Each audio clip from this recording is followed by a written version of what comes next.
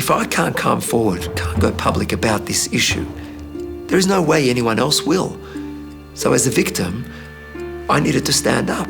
I just needed to. As a boy, Manny Waks was sexually abused by an Orthodox Jewish security guard employed by the Yeshiva Centre in Melbourne. People often think about the toll on the victims, but there is an incredible toll that the victims' families also have to pay. When Manny went public in 2011, alleging high-level cover-ups, he shattered a millennia-old, ultra-Orthodox code of silence. The punishment for informing non-Jewish authorities used to be excommunication, and centuries ago, even death.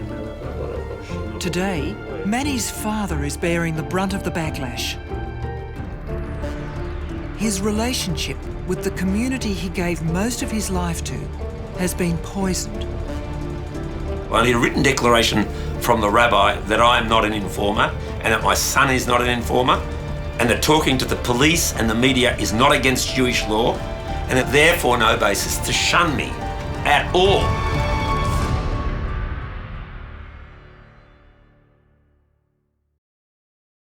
Any instance of child abuse is a vile and evil thing. Australians when Prime know Minister that. Julia And Gillard Australians launched a know royal from the commission into revelations institutional that they've read in responses to recent child weeks sexual that abuse, too it many followed children- an explosive string of accusations against Catholic clergy and church hierarchy. They've not only had their trust betrayed by the abuser, but other adults who could have acted to assist them have failed to do so. The revelations were shocking and further tarnished the Catholic Church's already damaged reputation. But Christianity wasn't the only religion embroiled in child sexual abuse. In Melbourne, Jews were struggling to keep the lid on their own Pandora's box of scandals. We never spoke about this issue. It was always a Catholic Church issue. And I remember seeing this over time, that, every time there's a scandal with the Catholic Church, I'm thinking, well, it's not just the Catholic Church, it's within us, our own community as well. For Manny Waks, that community was the Yeshiva Centre, a vast complex that's home to Melbourne's fervently Orthodox Chabad Lubavitch Jews. Less than 5,000 live in Australia, with most in the Melbourne suburb of Balaclava. With their distinctive black hats, beards and coats, Chabad Jews are highly visible and intensely pious. Their mission of connecting non-Orthodox Jews to Judaism has made them a revered part of Jewish life. Just takes 10 seconds, a blessing and that's it. Growing up in a Chabad family and community is all I've ever really known, so for me it was just a part of my DNA almost. Manny is the eldest son of 17 children. Short for Menachem, he was named after the leader of the movement in New York, Menachem Mendel Wax. Many of his followers believed he might be the Messiah, and even though he died in 1994, some still do. The Wax family, believed to be Australia's largest, was a pivotal part of the Chabad community. Chaim, Yosef, Rivka, Shlomis, Esti, 16 of the children have grown up. Abigail, Manny, Only the youngest still lives at Levi, home. Dalbert, Yankee, Shmaya.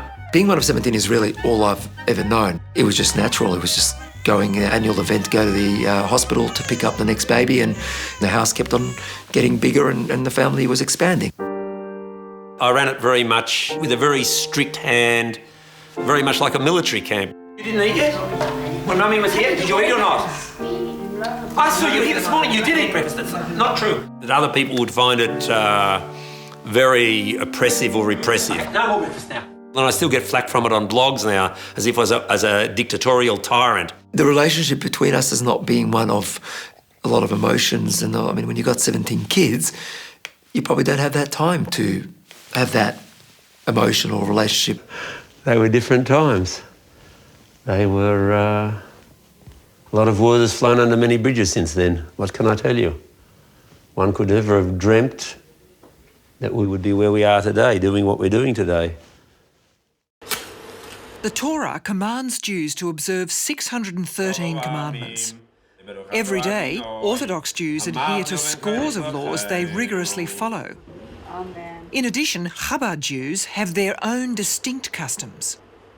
There are these meticulous practices. If you're right-handed and that's your stronger side, then your shirt, you put the right hand first and then the left hand. You've got to, the same thing with the pants, the shoes. All these things kind of dominate every aspect of your life. The focal point of their faith, the Yeshiva Centre, is directly across the road. The Yeshiva Centre is essentially the peak group for the ultra-Orthodox Lubavitch movement. There are schools, there are youth groups. It is a lifeline for family support, for guidance, for community. At Yeshiva College, Manny was immersed in the study of the Torah for up to 14 hours a day. I was a student at that school, and I could not have thought of a warmer, more caring or safe environment. When Manny was 11, no one suspected his warm, caring and safe Chabad world was being turned upside down by the centre's security guard, who also taught some of the boys martial arts. He was my karate teacher. He used to pick me up, take me to the class. To and from the karate classes, he used to molest me. He used to do some degrading things as well during the class. The most serious offence that I remember happened inside the mikveh, the ritual bath. He used to tell me I don't want to go to the mikveh. So he said, Ima, I can't go between 12 o'clock, I think, to 1. I'll go later. That's when I start to understand something happening. I was very naive. To face this problem, I never even dreamed there is a problem like that, you know? It's hard, very hard. It's a place of religious significance. It is usual practice that you have a bath naked. Then he was caressing my thighs and playing with my penis by holding his hand around it and rubbing his hand up and down it. Left an indelible mark on me. He did what he did in a so-called holy place. And then at the end of it, it got to such an extent that I blacked out. Just, you know... We certainly had no idea, not myself, not my parents, nor anyone else for that matter, that he was being abused. But Manny's parents began noticing a change in his behaviour when he was around 11 or 12. Well, disturbing in class a little bit. Maybe talking, I don't know. I started desecrating the Sabbath and not keeping the Jewish laws and desecrating all sorts of other laws. It took a lot of courage to do because, desecrating the Sabbath, growing up, you learn that you're going to get stoned to death. And I'll never forget the first piece of not kosher meat or chicken that I had. I forced myself. I said, I need to finish this and I need to do it because, I just needed to become not religious and do these not religious things. That's how strongly I felt about it. And I remember screaming at one stage, I hate this house. I don't want to live here anymore. He rebelled and started breaking the rules. We had no access to TV or movies or non-Jewish music or girls, and he started doing all those things. My parents threw me out of the house. That wasn't something that I particularly remember fondly of. I mean, I was having fun, but it was, not in the most healthy ways. I didn't talk to them for, I think it was a couple of years. So he ended up being out of home in different ways, eventually leading to his migration to Israel.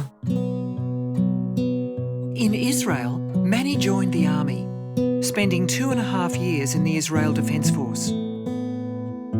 In 1996, he returned to Australia for a few months for his sister's wedding. Before I say anything, I've had a couple more too many to drink.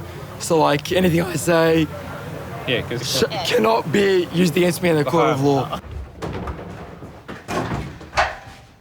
Because he might infect his religious siblings with his rebellious attitude, the only way he was able to live under his parents' roof again was literally to sleep in it.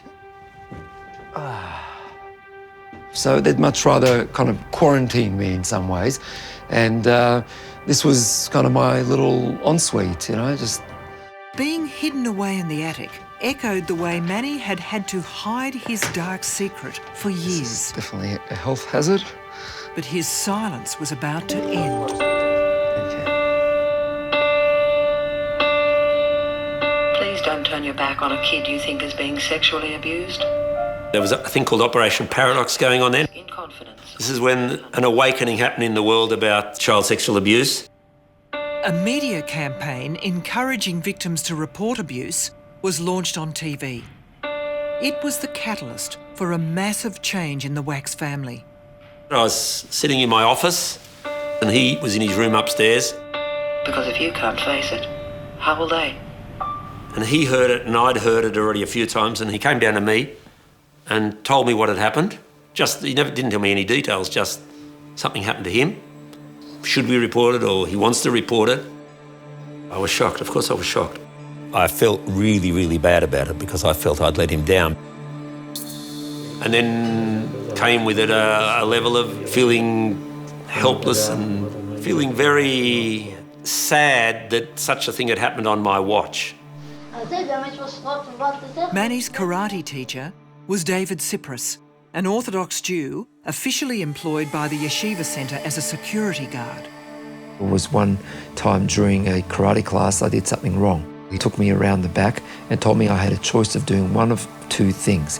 One thing was some impossible thing to do, and the other thing was to drop my pants and run around the yard half naked. I felt I had no choice but to do the other, so I ran around the yard without my pants on while he stood and watched. You've got to live with this most personal secret for decades. I don't think people can really understand that, comprehend it fully, unless you have experienced that yourself.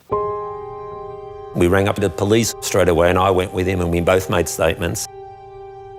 Manny told me that his whole class had known about the abuse, and in fact he suffered doubly because they used to tease him about it.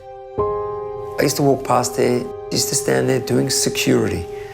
He would stand there and just smirk at me. I used to walk past there and I used to catch eyes with him sometimes, and he used to stand there just like, we both know what I did and what happened, and I got away with it. That's the message I was getting. I used to be so angry. And it sometimes got worse. Occasionally, I had to walk inside the Yeshiva synagogue for my brother's bar mitzvah. Who was the person standing there who technically needed to authorise my entry? My tormentor. Bolstered by his police statement and concerned his abuser had easy access to prey on other children, Manny had the first of several exchanges with the head rabbi of Chabad in Melbourne. I mean, I think in many ways, Rabbi Kramer is the equivalent of an archbishop. I was very happy, at least, that I was able to muster the courage to go and confront him about this specifically. And Rabbi Kramer said to me that we're addressing it, we're dealing with it. He's getting psychological help. We're looking after him. Please just keep this quiet. And I said to him, Rabbi Kramer, can you assure me that he's not reoffending now, or that he will not reoffend with all the access that he has now? And he said to me, no, I can't. Police questioned David Cyprus, who denied the allegations. It was Manny's word against his. Without further evidence, the police could take no further action. The case went cold. Manny got married, had 3 kids, and moved to Canberra to work as a government bureaucrat. He became president of the Jewish community there, but his scars remained. But Manny wasn't the only alleged victim of child sexual abuse at Yeshiva College. In the early 1990s, David Kramer, an Orthodox teacher, was accused of molesting pupils, while some officials were alleged to have covered it up. Everyone knew about Rabbi Kramer. He didn't abuse me, but he was a former teacher of mine. Once I remember one of my sons came running like crazy. I was in a laundry and they came and told me, Ima, everybody's talking about Kramer. Everybody's saying Kramer is doing this and did that. That's how we slowly found out. David Kramer's abuse became so widely known that in 1992, when Rabbi Abraham Glick was still principal of Yeshiva College, Kramer fled the country. In fact, the Yeshivah Centre offered to pay for him to leave. Kramer fled to America, where he was jailed in 2008 for sodomising a boy at a synagogue camp. The fact that Kramer managed to leave the country and was enabled to commit his crimes again in the United States, that's all you need to say to show that what took place was a disaster. Anybody that knew and could have stopped him living in Australia has got blood on their hands. It's as simple as that, including me. I'm not denying that. Zafanyas, along with many parents and staff, were aware of the allegations against Kramer, but didn't act in fear of the ancient law of Masira, a code of silence to ensure that Jews deal with conflicts in-house. Masira is the dobbing in. And then the punishment for Masira was excommunication, yes, and worse. Masira was introduced thousands of years ago when turning a fellow Jew over to Gentile authorities was tantamount to a death sentence. Although the last known killing occurred hundreds of years ago, some still fear that washing Jewish laundry in public will stoke the fires of anti-Semitism. A person that does Masira is called a Mossad. Anybody can come and kill this guy, in principle. Going to the police without permission or something like it could make you liable to be killed. Now, I'm not saying at the moment that anyone is, I'm not in fear of my life, but that's the sort of gravity with which it's regarded. When David Kramer's release from an American prison was looming in 2011, Victoria Police opened proceedings to extradite him. But investigators were confronted by a community enveloped in a code of silence. I wrote a front page story back in June 2011 saying that police were trying to breach the wall of silence surrounding alleged sexual assaults that had occurred at Yeshiva College. Although there were public statements from Jewish community organisations stressing that the prohibitions of Masira did not apply, people whom I spoke to from within the Yeshiva community, off the record, said that they felt that there was a strong reluctance to go to secular authorities, to go to the media, to go to the police. Manny read Jewel Topsfield's article in mid-2011, revealing that David Kramer may be extradited from America to face multiple charges of sexual abuse at Yeshiva College. I was absolutely gobsmacked that I was seeing this in the mainstream media. And what it told me was, okay, this is my opportunity now. I knew it wasn't about David Kramer. I knew that this was a much broader issue. And I called the police who were investigating this case. I was completely crying on the phone, talking to him, not believing what he was telling me, that they were opening all the cases of abuse at Yeshiva. Manny's own abuser, David Cyprus, was still at large. Manny believed the only way he could get justice, not just for himself, but for other victims, was to go public, despite the consequences. I did everything that I could within my power to pursue justice privately. I went to the police in '96. I went to Rabbi Kramer on several occasions, and I got nowhere. What else should I have done? I felt that if I go public with my story, then this will be a game changer. So I called Jewel Topsfield from The Age, and I said to her, I want to speak to you in confidence. Can you guarantee me? And she said yes. I told her my story. And he said he was a high-profile member of the community, and he felt that by coming forward and saying, I was a victim of sexual abuse, it may encourage other people to come forward. Manny's mother, who cannot show her hair in public as an Orthodox married woman, runs a wig shop. She was against him going public because it could ostracise the family from the Chabad community. I was the president of Women of Chabad movement in Melbourne. I didn't want all this. I didn't know how far it's going to go, really. It wouldn't have been easy to see your son, later your husband, taking on people, her friends and her community. I didn't realise what he meant. I thought he meant telling some people openly. That's all I thought he meant. Before any more victims come forward. Absolutely. I didn't think media and all that sort of stuff. And I remember then couldn't sleep the whole night and woke up very early in the morning and the article was published and basically all hell broke loose after that. I was getting inundated with Facebook messages, emails, phone calls, texts from all over the world. It was just astounding. And what was interesting, I had many victims contacted me even that day on Friday and just telling me their own story. When I saw this article about money and about all the situation, it was like a boom. I felt, whoa, what's next? Next was a brutal backlash. The quickest and cruelest appeared on social media. It's about time someone took action against Manny's cavalier tactics. Zafanyas is a person who spits in the well from which he drinks. He and Manny want to destroy Yeshiva. Manny is not after justice, he's after revenge. This is abhorrent, and anyone associated with him is as guilty as he is.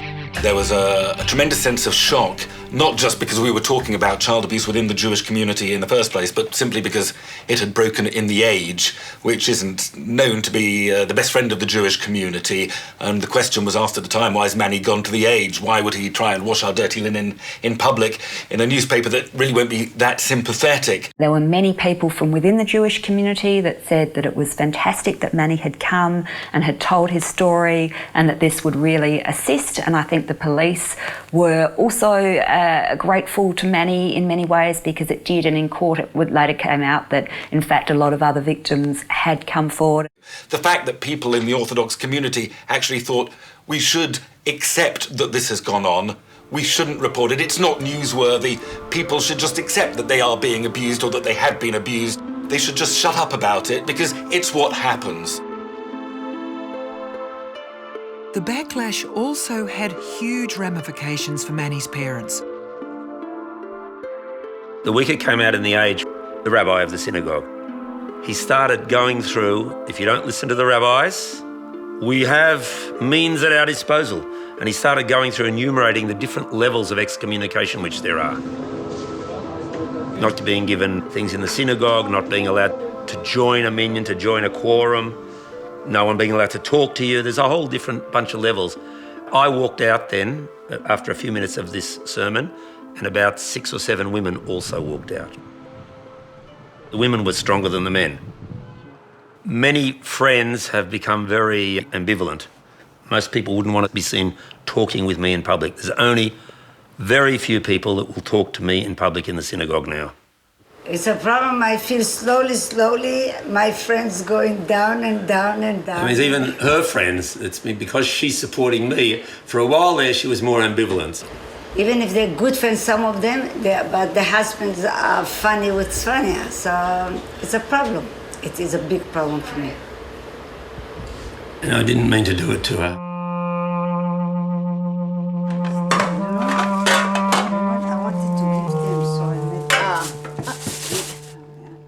Cross the community anyway, and you're going to have trouble getting your children married. Let's be very clear about that. There would be families that would wipe our family off and would not allow the child to go out with their son. They would not approve of it because of everything that's happened. Even within the Wax family, some of the 17 children are critical of Manny and Zafanyas' campaign. What's hurt the most is probably the lack of support from many family members, I think. Unfortunately, it has affected the relationship with some of the kids that are not on the same page with us. The more religious and observant a family member is, the less they are supportive. And that's been a very telling situation for me. It hasn't made a complete break, maybe not even a severe break, but it's an elephant in the room. One brother goes public in a 5-page tirade on social media. He questions Manny and Zafanyas' motives, claiming they've hijacked the testimonies of Jewish abuse victims for their own agendas. Despite the chorus of criticism, Manny remains focused on the cause. I was working at that time, ridiculous, probably 16 hours a day on these types of issues. It was just under control. That's when I realised that it was beyond just me personally. That's when I started talking to some people, and I realised I need to establish an organisation which is dedicated to this issue. And that's where Tzedek, which means justice in Hebrew, came into life. Today, Tzedek is in contact with almost 50 Jewish victims of institutional abuse. About 30 of them allegedly from Chabad organisations across Australia, the majority from the Yeshiva Centre in Melbourne. It needed to be beyond an individual. It wasn't a Manny Waks thing. It was a Jewish community issue and needed to be addressed as such. It wasn't just a yeshiva issue. It was much broader than that. In fact, several other Jewish organisations have been embroiled in the scandal. Some launched inquiries. Chabad did not. Yeshiva supporters went on the offensive, accusing Manny of running an anti-religious vendetta against them.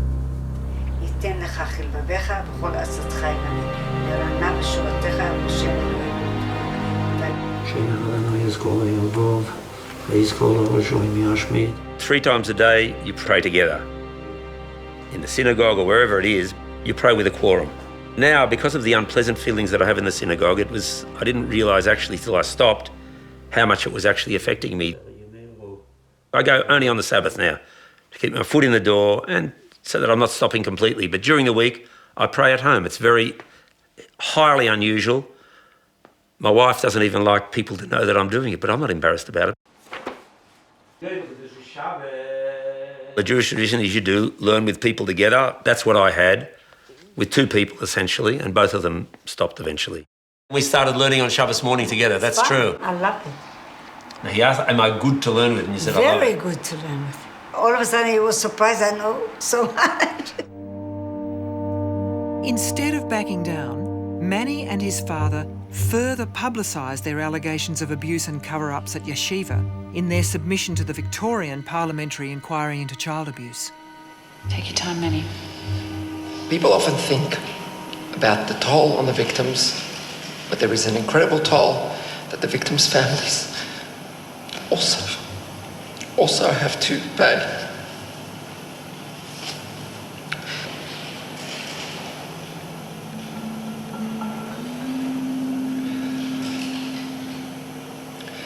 I would like to take this opportunity to also publicly thank and acknowledge the unequivocal support of my parents.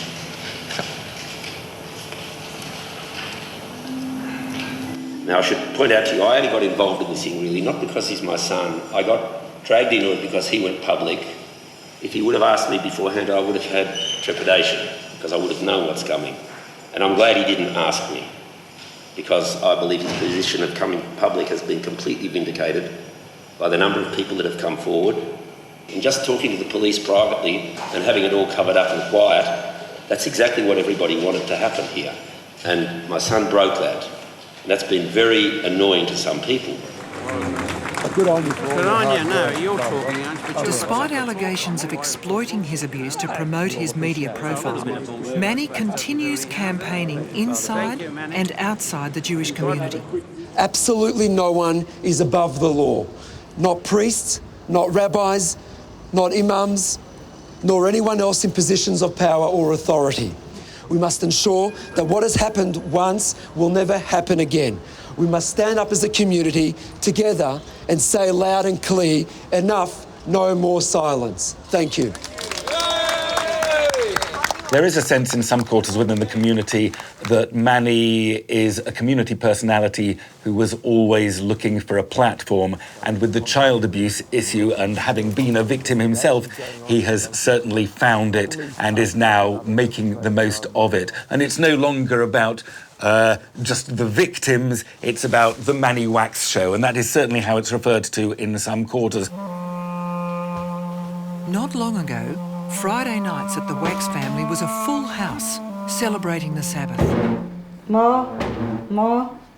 Now push it straight, you mean? Yeah. Okay, now. Don't push. That's it. Now it's a tiny affair. Just the parents and Shani, their youngest daughter, still living at home. You know, I used to have almost every Friday night my friends on Shabbos night. I didn't invite already 6 months. I didn't invite anybody. I don't feel like inviting anybody. In contrast, Manny has severed ties to Orthodoxy, but remains connected to his Jewish culture. Personally, I don't have any issue in driving on the Sabbath, and I do so pretty much every week. He and his friends still celebrate the Sabbath, albeit with a modern twist.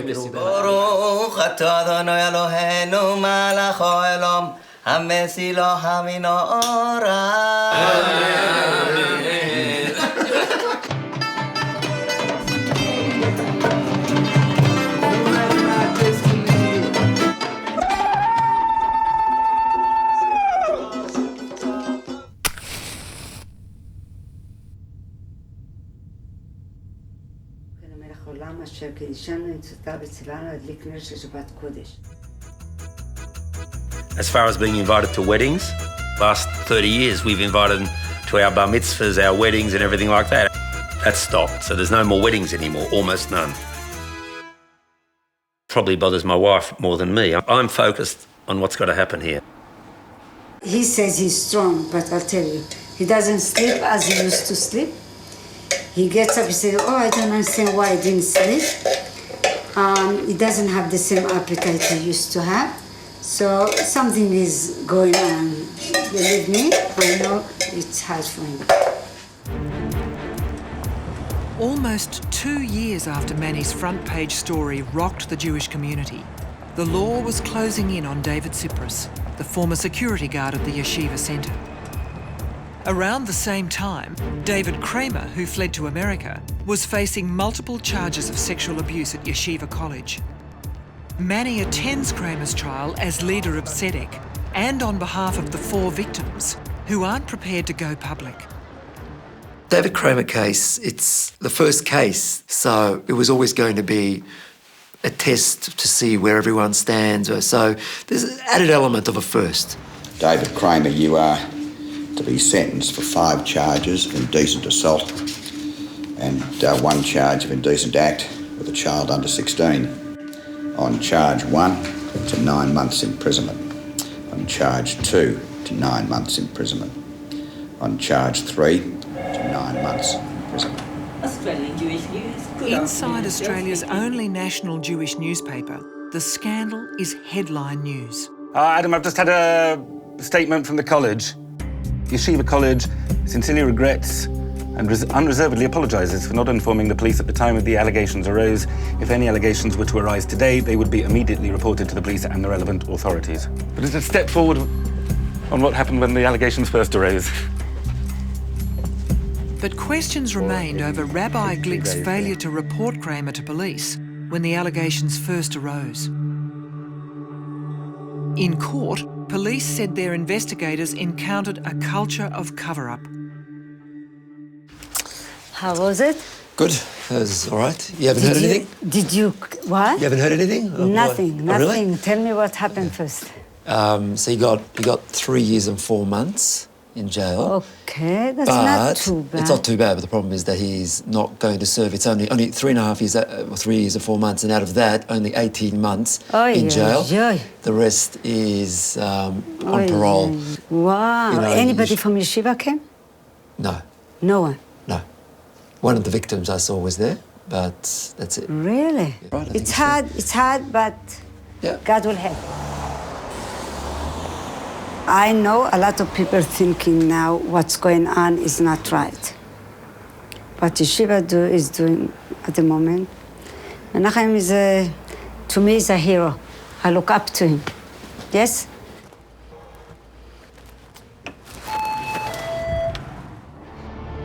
Manny regularly seeks help to cope with the mounting cases of abuse landing on his desk, as well as the trauma of his own experience. It's just left me very emotional in the courtroom. And I guess even, and even now, it took a toll on me. It's absolutely normal when one sees people subject to unreasonable emotional experience and they don't show an emotional response. Any professional would be wary as to what was to come.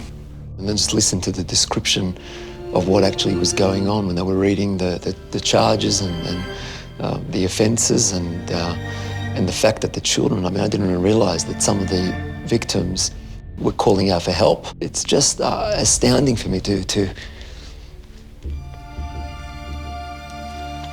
that. I guess this was close to home in the sense that people were very close to me. And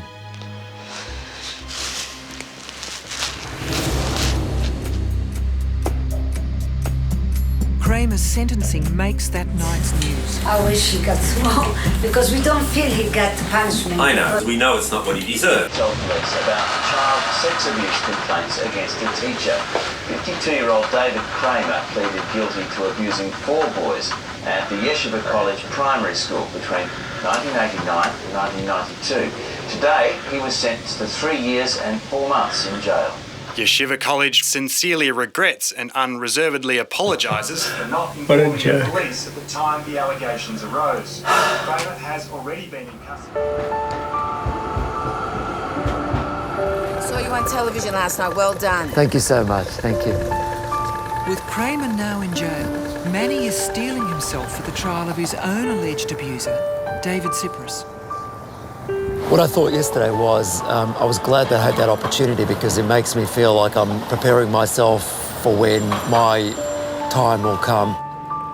I know it's going to be a gruelling experience going through that court process and having to relive each and every moment because you're going to get cross-examined and your credibility is going to be attacked. I'm just going to have to fearlessly stand up and say the truth of what happened. While Yeshiva apologises for the Kramer scandal, some of those involved in covering it up remain in their posts. Even though Yeshiva claims it has best practice in child safety today, for Manny and Zafanyas, it's a hollow apology. They've claimed that they've now got great policies and procedures in place. Great, tick in the box. If they were honest about getting or providing support and genuinely care about the welfare of the victims, they would be more proactive. Just like they're proactive about issues of religion.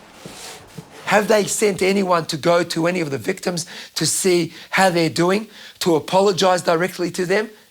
Have they ever done anything? Today, Zafanyas is facing similar stonewalling. On the anniversary of his father's death, it is custom that his son should lead the prayers inside synagogue. I've sent 2 emails already about this, and they haven't answered me yet. And I don't know what's going to happen. As far as getting called up goes, I'm going to stay in the synagogue even if I don't get called up. Let them start up with dead people, if that's what they want. I set up with my father. My father's a picture of him on the wall there. He was learning at the MIT of Berlin in the engineering school when Hitler came to power. But he stayed there even, he knew what's going on, till he got his degree. He said, this guy, I am not going to be forced out because of this. And I'm adopting some of that same principle here. But unlike his father, Zafanyas left the secular world 40 years ago and joined the Chabad movement. Ironically, Manny has done the reverse. Manny is not in the community anymore. He's quite understandably outside of the community now. So on the one hand, that gives him complete freedom. That means vis-a-vis the community, he doesn't care what they say. Okay, on the internet, he gets rubbished by some people that are well and truly within the community. In some cases, we know who they are. They can use swear words. They can absolutely do everything which is against Jewish law, lying and denigrating the family and him. But okay, he doesn't see it every day. He doesn't meet these people. It doesn't bother him. I'm the one that's meeting it. It's at the hard edge, the cold face. Okay, I'm going to shul, Chaya. See you later. You don't have to wait for me. Don't wait for me, here.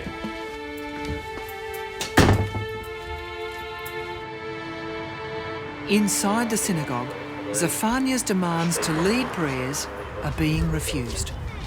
A funny thing happened to do with me not being allowed to daven Ma'ariv, to pray, to lead the prayers for the evening service. Normally the person that's leading the prayers goes and stands there. What is all this crap about? Jump in the lake. What did he say? What's all this crap about? It's funny because his son is a major supporter on Facebook of my son. Anyway, so 3 of them stood there for half an hour before the evening service started, just so that to make sure, even though they told me I couldn't do it, and not that I wasn't going to go and seize it. Do you understand the dynamics of what's going on here? I hope you do. No.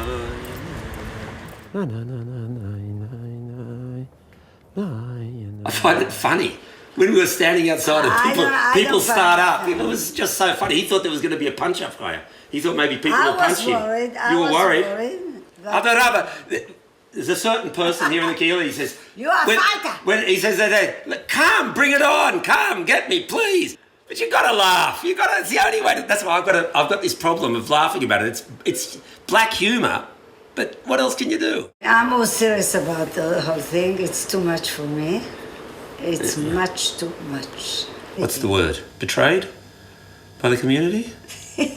Yeah. I think she does. Yeah. Surely must be easier to just stand up and just say, you know what, enough. Just remove the hat and shave the beard and just, you know what, just fuck it. Just go back to how things were. But he's not doing that.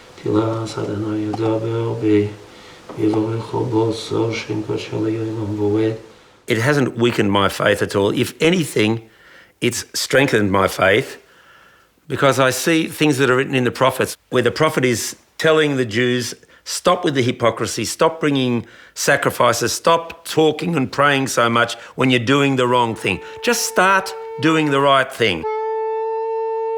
It is the lead-up to Yom Kippur, Judaism's holiest day, when Jews go to synagogue for prayers, which culminate in the blowing of the shofar, the ram's horn. It is a clarion call for them to repent. On Yom Kippur, the Day of Atonement, when everybody makes confession, if there are people in synagogues confessing to the Almighty for being engaged in abuse or being engaged in the covering up of abuse, it's not enough. They must speak to their victims and they must ask their victims forgiveness. At this time of atonement, Rabbi Gutnick issues a blistering public rebuke of the culture of cover-up. I wish to be frank. For whatever reason, a culture of cover-up, often couched in religious terms, pervaded our thinking and actions. It was simply wrong. This is the holiest day of the year when we're atoning for our sins, and he was pointing out one of the most heinous sins and telling people that they had to realise that this had happened within our own community and that they couldn't be silent. They had to speak out and they had to come forward. We are no different than any other community. What should make us different is how we handle it. Meanwhile, Zafanyas has made a significant decision. I'm not going into Yeshiva anymore now, by the way. I'm not going there now, even on Shabbos. So my wife doesn't like me saying that, but I mean, that's it. I don't need to put up with this nonsense anymore. Chaya, these are the facts of life. There's no reason why people shouldn't... Yeah, well, this is a fact of life which doesn't have to be covered. There's nothing... Chaya, there is nothing embarrassing in this for me. There is nothing embarrassing. I am not the one to be embarrassed. When I come to wherever I come after this life, if I have to give in front of the heavenly court, when I have to give din v'cheshbon, when I have to give account of my actions, that is the least of my worries. He won't even ask me. I have strong faith that he won't ask me why I didn't daven in shul. With Yom Kippur failing to generate remorse, Zafanyas is becoming increasingly estranged from the Chabad community. and his son's long-awaited day in court is imminent. It's not about the length of the sentence, it's more about the fact that he's found guilty of each of the acts that I can remember that he did to me. Manny's revelations prompted over a dozen other alleged victims of David Cyprus to come forward, and police pressed multiple charges against the former security guard and karate teacher. But on the eve of the trial, a call from the Office of Public Prosecutions stuns Manny. Manny speaking. Hi Manny, here from the OPP. Hi, good. What's happening? Yeah, look, good news. He's going to plead to the charges we discussed yesterday. Oh, that's amazing. So we're really happy with that result. We're thrilled. He's going to do that at midday today. Wow. Wow. Oh my God, I've got to call my wife. David Cyprus has accepted a plea bargain deal in relation to my case. I don't have to go through a trial, don't have to be cross-examined. I'm basically stunned, really. Wow, it's amazing. It's amazing. Can't think straight about anything else. I just want to see him in the courtroom pleading guilty. That's all I want to see at this stage anyway. So, and I'm going to get that opportunity. That is just astounding. Wow. David Cyprus has just pleaded guilty. Yeah, amazing. I'm on the way to court now. Thank you, yeah. I'm really, really happy. It's all your credit.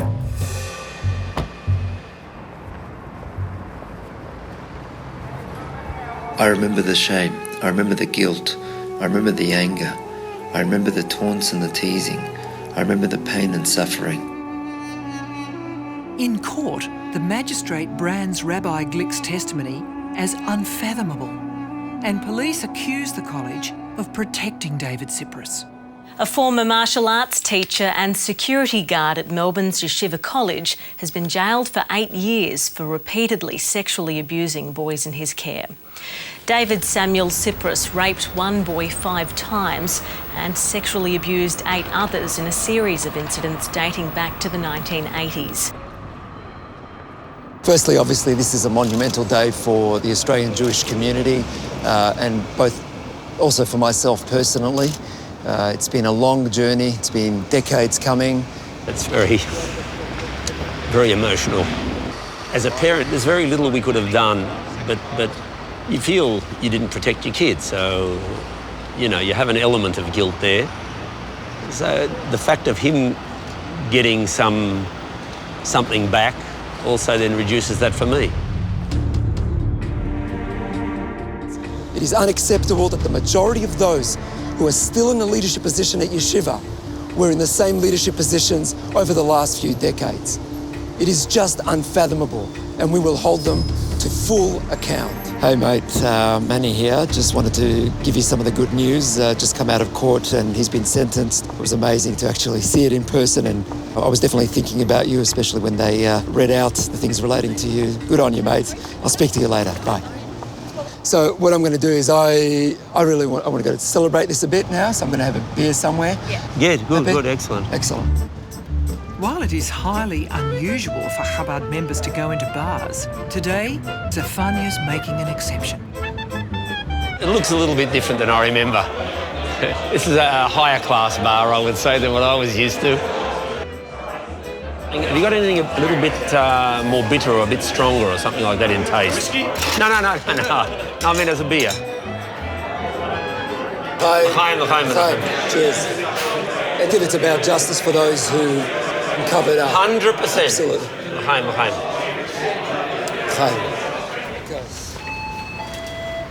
Hi, Menachem.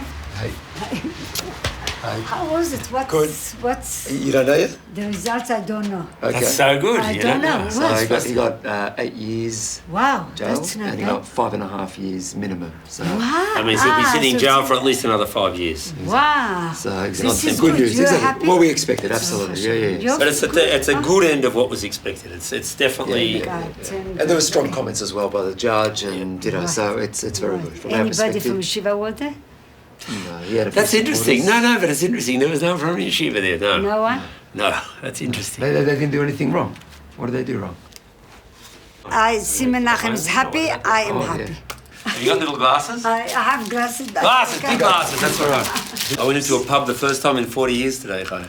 That's what you bought. No, I didn't. Chaya. No, we had a beer there. It was scary. It was scary. But it was scary all the way. Give me a bit more. I've got a daven still. L'chaim. While Manny is savouring justice, Zafanyas still grieving his exclusion from the community. I've lost friends of 30 years. That's it. Tough luck. I don't believe I'll ever go into the building again unless there's a major change, which is very unlikely to occur. I didn't do anything wrong, regardless of what people say. It's a joke. With Manny's perpetrator behind bars, other victims continue to come forward. In a tragic twist, a former relief teacher at Yeshiva College, charged with 5 counts of child sexual abuse, was found dead in an apparent suicide, just weeks before he was to face court. Critics accuse Manny and his supporters of having blood on their hands. This is really too much, everything. She says at every stage it's too much. Crazy. I can't. Yeah, but you say at every stage that it's too much, and then it goes a bit further and it's For the still too end, much. it's just, oh boy. You're dealing with animals. Excuse me? It's fine. Stop it. Stop it. I don't know what word to use. Highly misguided people will have. Not everything you think you say. No, this one is important. Everything you say. Yeah, okay. You have to watch your mouth. I'm sorry. Last night I posted on Facebook, I'm bitterly disappointed to share that my parents, Zephaniah and Manny Waks, have made the difficult decision to sell their family home and relocate. You know, my father's losing sleep over it, and it's affecting his health, and my mother as well. It's, you know, so I don't think that they have a choice but leaving Australia. We're going to Israel, Eretz HaKodesh. She's got all her family there, so when we have a place, Wait. but it's. I'll tell you the truth. If I could go now, I would go now, right now. We are selling the house. The house is on the market as of yesterday. I'm very upset, of course. People have even made a comment on Facebook there today. I saw a comment now at the end of the day because someone said, they were probably going to move away. Now people just dismiss other people's feelings like that. They were going to move away. They're someone called us on Facebook now an elderly couple. Hi, you'll be happy to hear that. We're an elderly couple. It's the place where we brought up 17 kids, but we're now an elderly couple. So they would have wanted to downsize anyway. So someone else wrote back, my parents, right to the end, they wanted to stay in their own house. Thank you very much.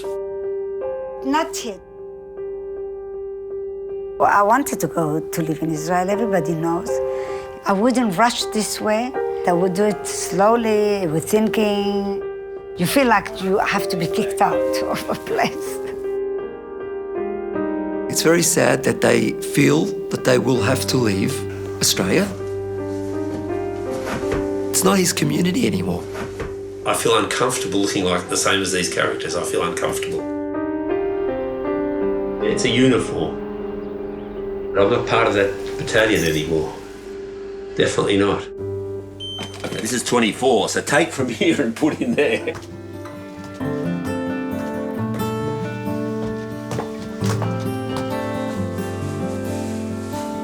Hi, this is her wife. I need to go to work, so what time's your flight? Go get. I'll go and get a bag. What time's your flight, Eva? 3:15. I'd like to take the photo, so I want a memory of my house. Smiling. Smile. Yeah.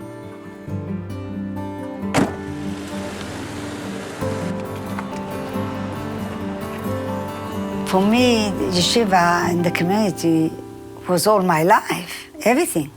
I was part of it with my blood, with my soul, everything. Every time another one of these ratbags gets arrested, the happier I am and makes it all worthwhile. He said not with the light. Oh, it's true.